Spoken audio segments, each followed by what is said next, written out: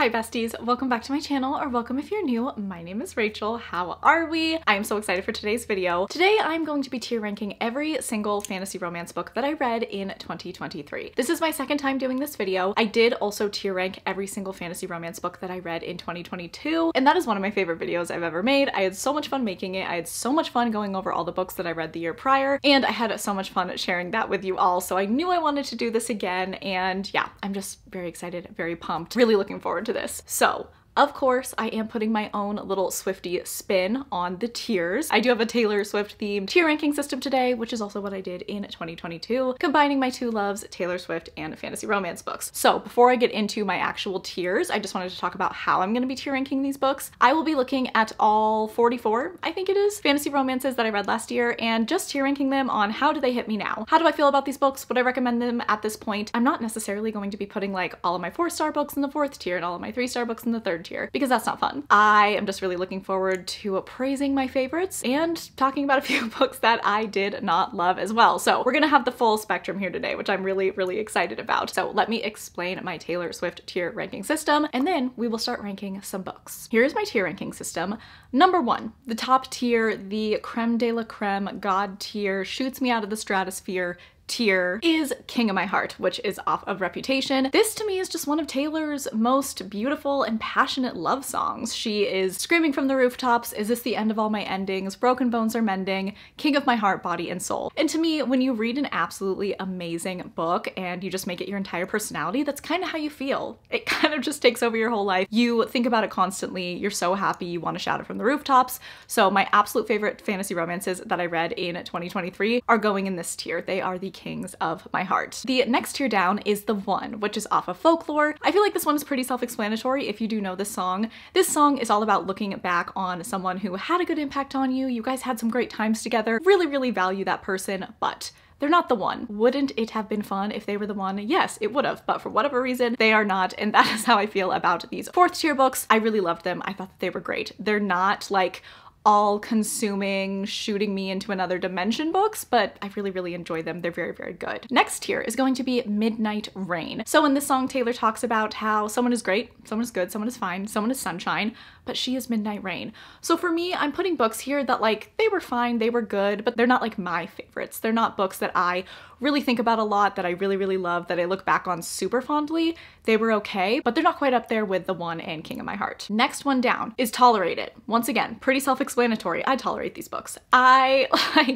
They're okay. They probably have like 1 or 2 redeeming qualities, which is why I tolerate them, but they're definitely not books that I like feel super great about. They're just kind of there. And then the bottom tier is Look What You Made Me Do. Once again, pretty self-explanatory. These are the books that I just kind of feel unapologetically like, I don't like this book, and I'm putting you in the bottom tier because I didn't think that this book was good. And, you know, there's not really going to be any further explanation. There is only Reputation, as our Lord and Savior Taylor Swift once said. So books that I just really didn't like, that I don't have anything good to say about, I am going to be putting in that bottom tier. As we were talking about this, I did just want to say, like, this is all for fun, and if you absolutely loved a book that I put in the bottom tier, or vice versa, that is okay. Books are totally subjective. Your experience with the book is just as valid as my experience with the book, and I'm just having fun here. Nothing's too serious. We're all just having a good time. So with all of that out of the way, let's start tier ranking some books. First book out the gate is A Broken Blade. This is a book that I even contemplated putting on this list, to be honest with you, because it is advertised as a fantasy romance, but I don't really feel like the romance is that significant in this book, but I put it in there because I just wanted to talk about it. This book is a tolerated book. Honestly, there's really no question in my mind where this book belongs. It was all right. I feel like the romance, not only did it just kind of lack overall, but I really do feel like the characters didn't have a lot of chemistry. I wasn't super interested in it, and the story overall was just like, okay. I don't think this is a bad book, but I'm just gonna tolerate its existence for now, and it didn't really leave much of a mark on me. Next up is going to be A Court This Cruel and Lovely, which I think is the last fantasy romance that I read in 2023, and I loved this book. I had so much fun with it. It is going to The One. It's not like an all-time favorite. It's not god tier or anything like that, but it's a really solid start to a fantasy romance series. I am excited by this series. I think it has a lot of promise. I did just finish the 2nd book, which I did really enjoy. and I think it's good. I would recommend it. Okay, next up we have A Curse for True Love by Stephanie Garber. This is the finale of the Once Upon a Broken Heart series. This one is really hard because like when I think about the entire Once Upon a Broken Heart series, that feels like a King of My Heart series. Like I really, really love the first two books. I don't think I've given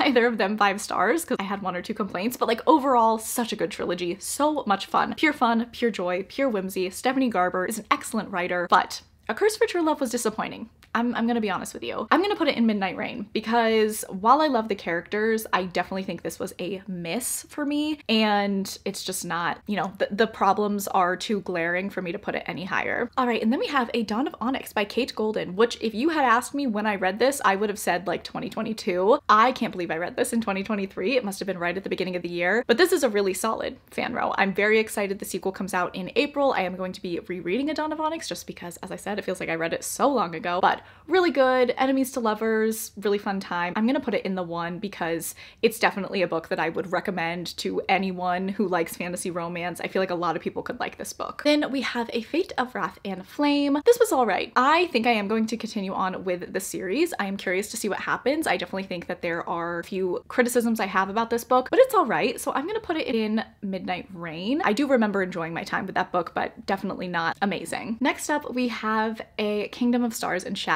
This one's interesting because it's kind of like a spicy fantasy romance, and it's like shorter too, so it almost feels like a novella. Okay, I'm gonna put it in Midnight Rain. Again, I feel like we're gonna have a lot of Midnight Rain books. It was good, but it's not like, oh my god, everyone needs to go out and read this. I enjoyed myself. I had fun, but it's not something that I think about too often. Next up, we have A Kiss of Iron by Claire Sager. This book was a pretty big disappointment to me. I was really excited about it and I heard a lot of praise for it, but I just did not connect. Really kind of my biggest issue with this book was the characters really fell flat. Both characters I think are set up to be very interesting, but then don't actually deliver. We're told a lot of things about them. We're told that they're very morally gray and they're badasses and this and that. And then once the plot gets going, I find them to be very stale and boring, and it felt a little insta-lovey as well. So we have our first Look What You Made Me Do because I feel nothing for this book at all. It's not for me. Next up, we have Angel's Blood by Nalini Singh. This is the first book in a very long paranormal romance series, and it was good. I enjoyed this book, but I haven't picked up the other books in the series and I don't feel super drawn to. I think one day I will. I've heard amazing things about the series as a whole. We're gonna do Midnight Rain. It's good. I enjoyed myself, but it's definitely not a book that I find myself thinking about. I don't go, oh man, I really need to continue on with that series. It feels pretty low priority to me. Okay, next up we have An Heir Comes to Rise. Here's the thing with this one. If you saw my vlog where I read this book, you know how I feel about this. It was such an interesting reading experience because this book is so similar to Throne of Glass. And I know people say that all the time. I know that they say, oh, this is so similar to ACOTAR. Oh, this is so similar to Throne of Glass. There are exact scenes that happen in Throne of Glass happen in this book. I mean, yes, there are things changed around. The magic system's a little different. The characters are a little different, but overall it feels scarily similar. And that is why I didn't continue on with the series, because I was like, okay, this just feels like I'm reading Throne of Glass and kind of a worse version of Throne of Glass, because I definitely think you should just pick up the Throne of Glass series if you are interested in this book, because it's very similar. I think I gave it 3 stars though, because like the writing isn't bad. I wasn't like, oh my god, this is terrible, but I was just like, oh my god, this is Throne of Glass. I'm gonna put it in Tolerate It, I guess, because yeah, I don't know. Look What You Made Me Do feels too harsh, but I don't know. I'm not gonna continue on with the series. I don't know. We're gonna leave it in Tolerate It, and I have multiple books that are going to go into Look What You Made Me Do. I know that for sure, so let's save some room. All right, next up we have Assistant to the Villain, an average little fantasy romance. I loved the frog. Frogs are one of my favorite animals, so that was kind of like my favorite part about this book, but not a book that stuck with me, not a book that made a big impression on me. It was all right. It was a little cheesy at times. You know, I'm gonna do am I gonna do Tolerate It? See, that makes me want to put An Heir Comes to Rise in Look What You Made Me Do, because I liked Assistant to the Villain better than An Heir Comes to Rise. Yeah, you know what? We're doing it. Let's be ruthless. Why not? I'm gonna put Assistant to the Villain and Tolerate It. An Heir Comes to Rise is in Look What You Made Me Do. It's way too similar, and you know, nothing really stuck out about that book anyway, other than like, the writing isn't bad. Like, I don't think that this is a poorly written book or anything, but Assistant to the Villain is definitely better. So if I'm tier ranking these books, comparing them all against one another, Assistant to the Villain Evelyn is definitely above. An heir comes to rise. I'm glad we made that decision. Okay, next up I have Blood and Steel by Helen Shorer. This was, I think, a solid start to a fantasy romance series. I do have a few issues with it. There are a couple things that I hope improve as the series goes on. I hope that the romance dynamic gets a little bit more interesting. I actually feel like the love interest was not as present in a lot of the book as I wish he could have been. And our main character, I don't know, I hope she has some development. I think that she could grow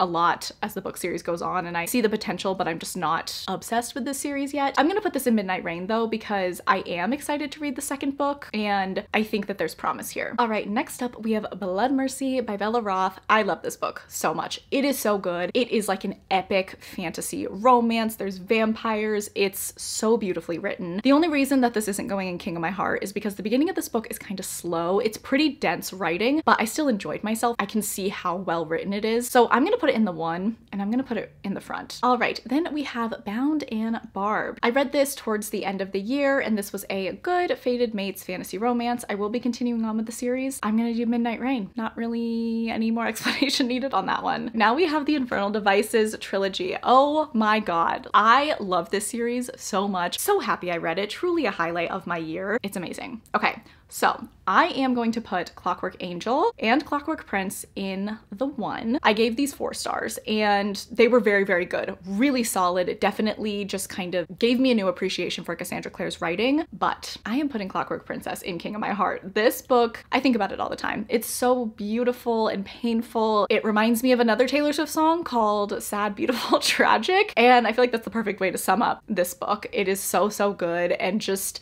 truly one of the most emotional reading experiences I had all year. Next up, we have Ravens and Ruin. This is a book that I read, I think once again, early on in 2023. I feel like I read this so long ago. This book doesn't really stick out to me in any way. I'm gonna do Tolerate It. I don't feel viscerally negative about this book, but I don't feel super great about it. It was just fine. All right, and then the next book is Divine Rivals by Rebecca Ross. I actually read this twice in 2023. I read it for the first time in early fall, I think, and then I did reread it in December in preparation for the sequel coming out, and I gave it a 5-star on a reread, and it just really impressed me even more the second time around, so that's going right to the top. King of My Heart. I think this is such a good book. I think the writing is beautiful, and Roman and Iris are some of my favorite characters of all time. The next book is Blood of Desiderium, and this book really didn't make much of an impression on me. I do remember feeling like the world building and info dumping wasn't done very well, and there were pacing issues with this book also. The beginning of this book had promise. There was a very wonderful little meet cute where she puts a knife to his throat. We love that. But the book kind of went downhill from there. I'm gonna be honest. I'm just gonna put this in Look What You Made Me Do. I don't think about this book. I don't really have anything positive to say about it. Next up is Court of Blood and Bindings. This is another book that was a fine fantasy romance. I don't think this is like a bad book, but I didn't continue on with the series. I wasn't gripped enough by the characters or the story. This is gonna go and Tolerate It. All right, next we have Fear the Flames, which is one of my favorite books that I read in 2023. Such a fun book. Truly, this is my most fun reading experience of the year. And when I say that, I just mean like I was never bored for a moment. I was always looking forward to picking this book up. I was always looking forward to getting to the next chapter. I love these characters so much. There's so much joy put into this book, and it just made me really happy to read it. So it's going in King of My Heart. I absolutely loved this book. I think it's so solid, and I'm really excited for the sequel. All right, now we have Fourth Wing and Iron Flame. Okay, so Fourth Wing was very good. I love Fourth Wing. I gave it 5 stars. I think it's really solid. I had so much fun reading it. This isn't a perfect book by any means, but it is a fun book. I was rooting for our main character. The dragons are fantastic. I had a great time. Fourth Wing is going in the 1. It's not like an all-time favorite book, but like very solid. And then we have Iron Flame, which is a book that I don't feel similarly about. I was disappointed by Iron Flame, you guys. Like it just really didn't work for me. I think, once again, pacing issues for sure. World building and info dumping I think was not well done. You can do info dumping, you can do world building and still make like an intriguing plot line to go along with that. I didn't feel that way. I feel like it was very stagnant. I also feel like Violet didn't have great character development. I feel like it was 1 step forward, 3 steps back for her. The romance was not fun to read about, and overall, I just think that this was a bit of a miss. So I'm gonna put Iron Flame and Tolerate It. The only reason I'm tolerating this book is because of Andarna, Scale, and Taryn, because they are perfect in my eyes. Next up, we have Foxglove by Adalyn Grace, and this book was a bit of a disappointment for me. I gotta be honest with you. I love Belladonna. I believe that last time I did this video, I ranked Belladonna like very high, possibly in the top tier, because I love that book. I think it's so solid, and I was very excited for the sequel, but I was disappointed by it, honestly. I do not really like the way that this series is going. We are kind of shifting the focus from Signa and Death, who are the main characters in Belladonna, to these other characters to kind of see their story play out, and I'm just not interested in it. I really was there for Signa and Death, and I just wish that things were different. So I'm gonna put Foxglove in Tolerated. I actually just unhauled this book, and I'm not gonna continue on with the series. The reason that it's going in Tolerated versus Look What You Made Me Do is because I do think Adalyn Grace is like, her writing is so beautiful, and I really appreciate that about her books, but this book was definitely a miss. Okay, so next we have Half a Soul, which is like a Regency era fantasy romance. I think it's like a standalone, or it's a series of interconnected standalones. And this was really fun and I really liked it. I think I gave it 4 stars. I had a very good time with it, but it doesn't stick with me, I would say. I'm gonna put it in Midnight Rain. It was very good. I liked it, but it's not my perfect god tier, King of My Heart, or the one type of fan row. And then we have Heavenly Bodies, which is a celestial fantasy romance that I read this year. And this book brought me out of a 5-star drought, you guys. I hadn't given a book 5 stars in months. I was feeling so hopeless, and then I read this book and that changed. I gave this book 5 stars. I think it's so good, so much fun. I love the characters, the romance, the writing was really, really beautiful. So this is going into King of My Heart. I really loved this book. Next up, we have Lady of Darkness, which I actually read twice in 2023. I read it for the first time in April and it was all right. I gave it 3 stars, but I didn't really want to continue on with the series. And then for some reason, this whole entire series just kept haunting me for like the rest of the year because I saw so many amazing things about it, and I decided to reread it, and I'm glad I did. I gave it a 3.5 star on reread. It's not perfect, but I see a lot of potential in this book and this series, and there's like 7 books in the series, so I feel like there's gonna be a lot of interesting things that happen. I'm gonna put this in Midnight Rain. Definitely a good start for a series. All right, and then we have Mountains Made of Glass by Scarlett St. Clair. This is actually the first Scarlett St. Clair book I've ever read. This is like a spicy fanrow novella. It is short, it is very, you know, spicy, sexy time heavy, but that's the point of the book, right? And I gotta say, I had fun with this one. It is a little bit of a Beauty and the Beast retelling, and there are some really beautiful descriptions of the scenery of this castle that this evil prince lives in. I had a good time with it, and I think that this is going to be a series, and I will probably continue on with it. I'm gonna put this in Midnight Rain though, just because it is such a shorter book, and it is very just like romance and smut heavy. You kind of know what you're getting into when you start it, but it was good. Then we have Powerless by Lauren Roberts. I feel alone in my thoughts on Powerless because absolutely everyone loves this book, but I just didn't, you guys. I didn't really connect, and I did not like the characters. The romance was insta-love. I don't understand why these trials are happening in this book. I have a lot of questions, and overall I just don't think it's a very fun book to read. I don't know, I never really connected to it, but that ending was very good. So I am probably gonna pick up book 2 when it comes out. I think it comes out this summer, and I'm gonna reread Powerless and like give it another shot. I might not like it again on a reread, but I think that the ending was really good. I do. I know that that might seem confusing and weird, but yeah, I didn't like this book overall, but the ending was very exciting. So I'm gonna put Powerless and Tolerate It because I tolerate this book due to the fact that it had a very fun ending. Okay, so next up we have the Bargainer series. I don't even have the novella in here because like, I just don't care. I don't really like this book series. I do not like the writing style. I think that some of the characters are really poorly written, and this doesn't really do anything for me. I did like Rhapsodic more than the other books, but overall, when I think about this series, I wouldn't recommend it. I don't think it like stands out strongly in any way. I'm gonna put the entire thing in Look What You Made Me Do. I'm sorry, but I am like, no, just no.